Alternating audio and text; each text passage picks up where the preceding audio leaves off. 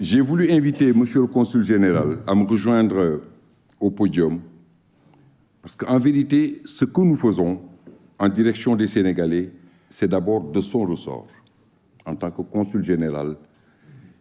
Et quelqu'un l'a dit de si belle manière, c'est un consul de proximité qui est très près des Sénégalais, très près de la diaspora et qui fait un travail excellent. Je voudrais qu'on l'applaudisse très fort.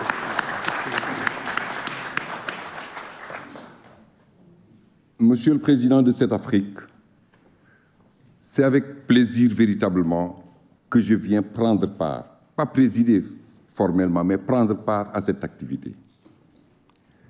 J'ai entendu des mots qui m'ont à la limite secoué. Omar Sow, Kumba, qui est aussi notre fille, hein, et qui a fait un bel événement il y a quelques mois de cela. Entendre des mots avec une telle énergie, avec une telle force, venir de la jeunesse du Sénégal, c'est plus que rassurant, c'est plus qu'encourageant.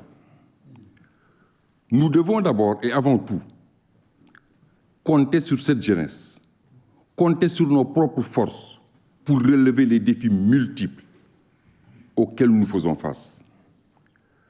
Si vous voyez un jeune Sénégalais ayant fait tout son parcours au Sénégal, mettre en place une telle structure, se battre, réunir beaucoup de monde autour d'initiatives essentielles. Vous avez raison, le débat politique, des fois, submerge un peu notre environnement médiatique au Sénégal.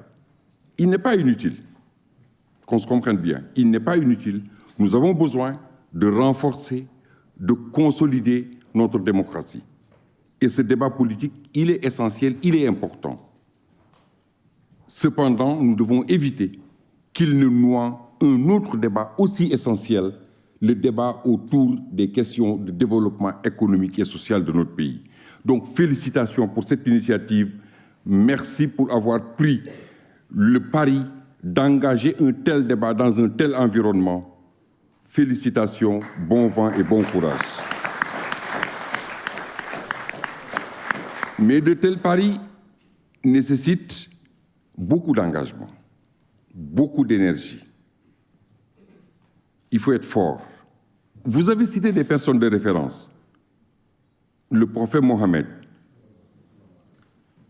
dans le désert arabique, seul, qui a lancé il y a peut-être plus de 1000 ans, une idée, une religion, qui est devenue aujourd'hui universelle. Je ne parle pas de spiritualité ou de religiosité, mais juste une initiative, mais qui est devenue aujourd'hui universelle. Vous avez cité Serigne Abdoul Ahad, qui a, à force de bras, d'énergie, d'engagement, participé à construire une cité, Touba, au Sénégal, qui est devenue une cité rayonnante. Mais vous avez parlé aussi d'autres personnes.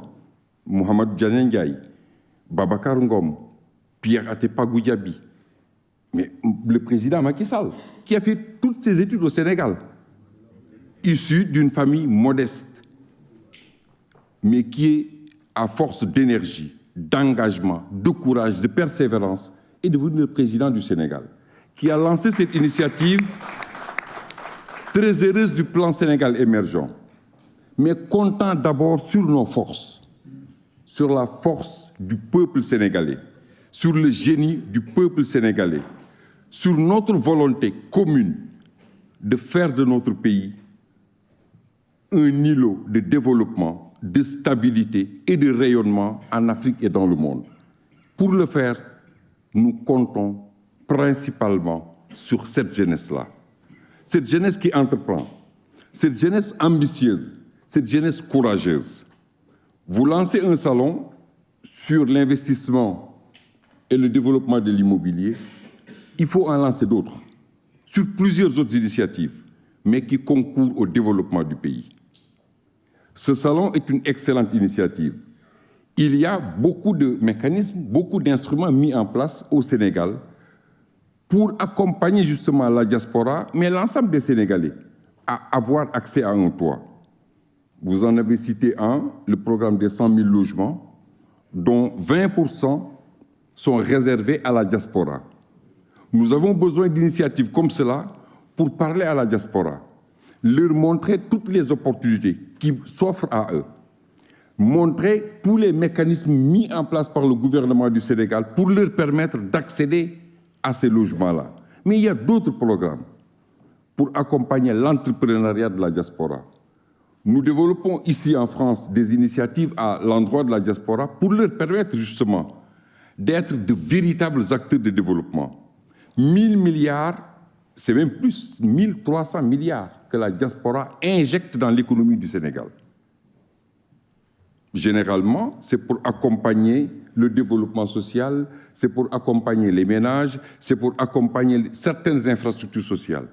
Est-ce qu'on ne peut pas mieux l'organiser? Est-ce qu'on ne peut pas rêver d'une banque de la diaspora, d'une banque d'investissement pour accompagner certains projets au Sénégal? C'est des initiatives que le président Macky Sall porte et sur lesquelles nous travaillons pour permettre justement de mieux driver l'ensemble de cette manne financière que la diaspora met au service du développement du Sénégal. Mais il y a un autre aspect. L'expertise que nous avons ici au sein de la diaspora, dans tous les secteurs, financiers, ingénierie, nous avons ici, particulièrement en France, des experts dans tous les domaines.